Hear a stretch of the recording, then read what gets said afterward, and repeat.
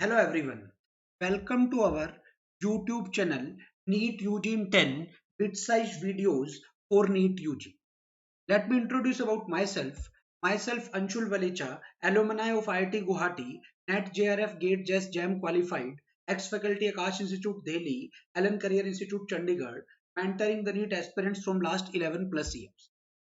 Unacademy is the best online learning platform. Plus subscription के क्या क्या अनअकैडमी पे आपको बेनिफिट मिलेंगे। डेली लाइव क्लासेस होगी, स्ट्रक्चर्ड कोर्स है, लाइव टेस्ट एंड क्विजेस हैं, अनलिमिटेड एक्सेस है। ये सबसे इंपॉर्टेंट पॉइंट है अनलिमिटेड एक्सेस वाला। वंस आपने एक बार सब्सक्रिप्शन ले लिया, उस सब्सक्रिप्शन को लेने के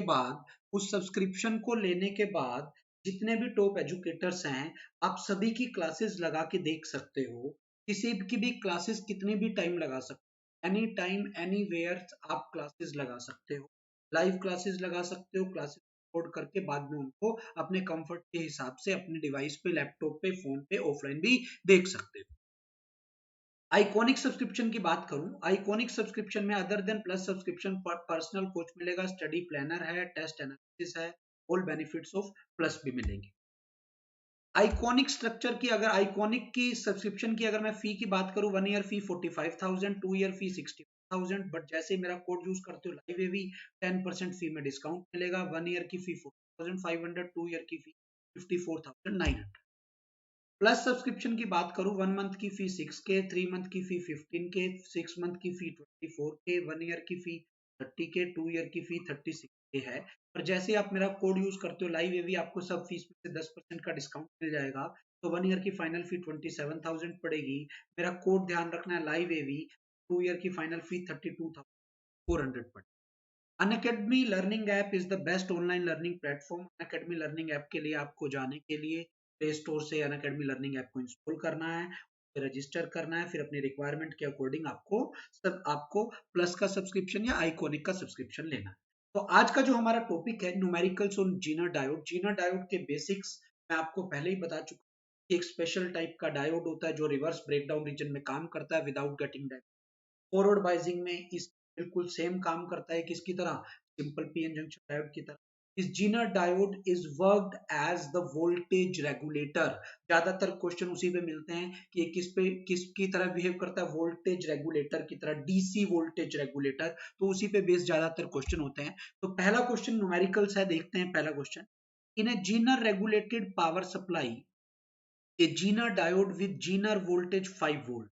बेटा सबसे पहले क्वेश्चन करने के लिए आपको न्यूमेरिकल में जो जो चीज दी हुई है वो लिख लो। VZ 5 volt is used for the regulation. The load current का मतलब IL जो हमने देखा था लास्ट वीडियो के अंदर, वो 2 मिली एम्पियर है। And unregulated power supply means V input is 10 volt है। Then what should be the value of series resistance R, आपको R निकालना। अब आपको ध्यान हो, ये हमारा डायग्राम, ये 10 वोल्ट दी हुई है। लास्ट वीडियो के अंदर जीनर डायोड में हम ये कर चुके हैं। ये रेजिस्टेंस था, सीरीज रेजिस्टेंस R। यहाँ पर मैंने एक जीनर डायोड लगाया, यहाँ पर मेरे पास एक लोड रजिस्टर, यहाँ से I करंट आया, ध्यान हो तो आप, इधर IL करंट चला गया था, इधर IZ करंट है। अब आपको RL दे नहीं रखा। अगर आपको RL दे रखा होता, ठीक है, IL आपको दिया हुआ है, IZ नहीं दिया हुआ। मैंने कहा था जब भी मुझे IZ के बारे में ना पता लगे, मैं किसी तरह से IZ को कैलकुलेट ना कर पाऊं। क्यों? हमें ये पता है कि हमारा I जो था, I will be equal to IZ plus IL। अब यह I दिया हुआ है, I नहीं दिया हुआ है इस क्वेश्चन में, IL दिया हुआ है, तो IZ मैं कैलकुलेट कर नहीं सकता। तो इसलिए इस तरह के प्रॉब्लम में जहां पर मुझे IZ की वैल्यू नहीं पता हो, वहां पर मैं IZ को नियरली 5 टाइम्स IL मानूंगा।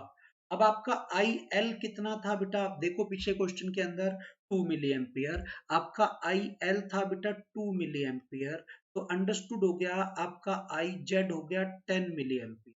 IZ कितना हो गया, अंडरस्टूड 10 मिली एम्पियर। मैंने लास्ट वीडियो में आपको बताया भी था। और आपकी I की वैल्यू होगी IL प्लस IZ। तो आपका जो I हो गया बेटा वो हो गया 12 मिली।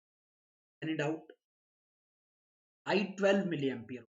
अब आप इधर आ जाओ बेटा, ये आपको पता है इसकी वो जो इसके पास जो वोल्टेज है वो 5 वोल्ट है, इसके पास भी फिर 5 वोल्ट आएगी, 10 में से 5 वोल्ट इसके पास आ गई, पैरेलल में सेम रहती, बाकी 5 वोल्ट इस। तो बेटा what is the voltage across R, R के पास कितनी वोल्टेज आई, 5 वोल्ट। आर के पास कितना करंट आया, वो आई करंट था, वो कितना है बेटा 12 मिली एम्पियर। कितना करंट है बेटा 12 मिली एम्पियर। तो आपकी जो आर की वैल्यू होगी वो होगी V R by I, this will be equal to 5/12 in 10 to the power ampere -3 ओम।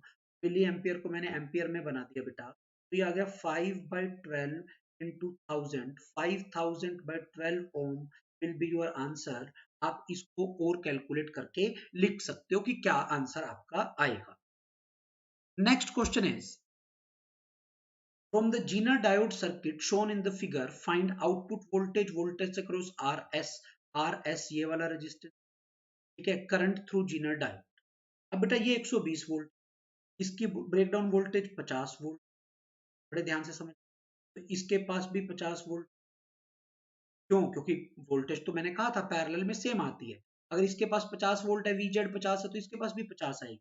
अब इसके पास 50 आई तो अंडरस्टूड है इसके पास 70 वोल्ट आएगी, क्यों, क्योंकि टोटल 120 वोल्ट है, 50 यहाँ चली गई, पैरेलल में दोनों के सेम जाएगी, तो यहाँ क्लियर है। आउटपुट वोल्टेज, तो पहले पार्ट का answer, what is your output voltage, output voltage जहां पे आती है ये वाली वोल्टेज की आउटपुट होती है, मैंने बताया हुआ ये वीजेड के इक्वल है इस केस में, तो कितना answer. What is the voltage drop across RS, RS के पास कितना वोल्टेज ड्रॉप हुआ बेटा, देख सकते हो आप 70, कितना हुआ 70। अब हम देखते हैं current through Zener diode, that is हमें आई जेड निकाल, वो देख लेते हैं। What is the value of I, I will be 70/5 इन 5 इन 3, तो ये आ गया 14 मिली एम्पियर। आई के लिए मैंने क्या किया बेटा, करंट निकालने के मैंने वोल्टेज बाय रेजिस्टेंस वाला फॉर्मूला लगाया। आई एल कितना होगा, आई एल की अगर मैं बात करूं, आई एल होगा वोल्टेज बाय करंट। अब वोल्टेज कितनी है वहां 50 वोल्ट, और करंट कितना, वो रेजिस्टेंस कितना है बेटा V by R 10 kilo means 10 into 10 की 3, ये आ गया 5, तो ये आ गया बेटा 5 मिली एम्पियर। आपने पढ़ा हुआ है I is equal Z plus I L, आपका जो I की वैल्यू है वो 14 है, आई जेड आपको कितना है, आई एल की वैल्यू 5 है। तो बेटा यहां से जैसे ही आपने सोल्व किया, आपका आई जेड जो आ गया 14 माइनस 5, 9 मिली एम्पियर, ये आपके थर्ड पार्ट का आंसर। थर्ड पार्ट का आंसर क्या आ गया बेटा 5 मिली एम्पियर। क्लियर है यहाँ तक, 9 milli ampere, 14 minus 5 is 9 milli ampere, this will be your answer. तो हमने क्या किया बेटा, जब हम आई और आई एल को कैलकुलेट कर पा रहे हैं तो हम आई जेड ऐसे निकालेंगे, और जब कैलकुलेट नहीं कर पा रहे फिर हम आई जेड को 5 आई एल के इक्वल मान लेंगे। तो जीनर डायोड एक वोल्टेज रेगुलेटर का यहाँ पर काम कर रहा है।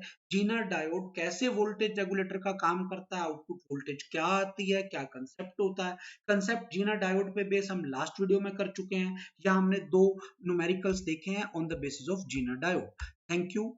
Like and subscribe our channel NEET UG in 10. Don't forget to press the bell icon button for the latest notification.